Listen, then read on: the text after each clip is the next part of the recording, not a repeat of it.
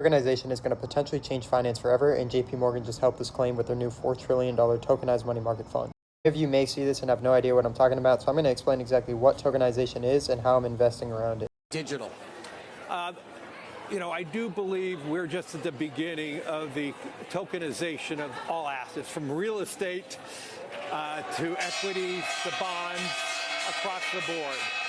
Right now, every asset you own, whether it's stocks, bonds, real estate, it's tracked on an old school banking system that runs on banking hours. For example, what most of you watching probably most familiar with is the stock market. It's open from 9:30 a.m. to 4 p.m. One of the most well-known things that's been successfully tokenized already is the US dollar. This is literally the US dollar, but just running on blockchain technology. Its value doesn't change. It's backed by real dollar assets.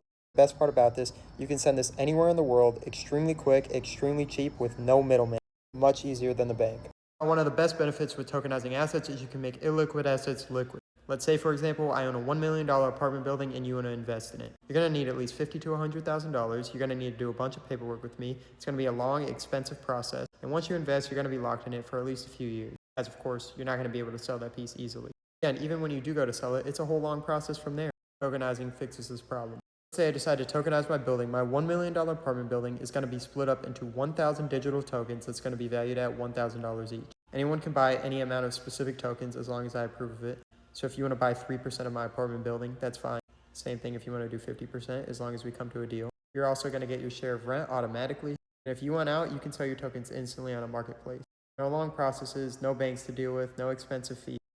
This apartment building has now become a liquid and tradable asset. Now, with this money market fund going on chain, rather than waiting 2 to 3 days for settlement, just within seconds you'll get settlement with your funds. Institutions can trade, settle, and borrow against them instantly.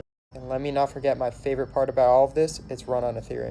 So one of the biggest questions being raised, we've had all this progress over the last few years towards tokenization. Obviously, all these big institutions are picking it up. Why has Ethereum's price been lagging? Also, let me just explain if you're new, Ethereum is the main infrastructure to tokenizing assets. At the moment, it makes up about 70 to 80% of the total market share. By far the most dominant cryptocurrency and infrastructure to tokenization, but its price is lagging. If I was just to give you my best real-world comparison to what I think about Ethereum, let's just say that Porsche's got a car that they've been working on their design tower for a few years that they're trying to perfect to perform extremely well. They've been testing this car on the dyno and trying to perfect it. A bunch of under the hood work has been being made, but it hasn't had its big race yet.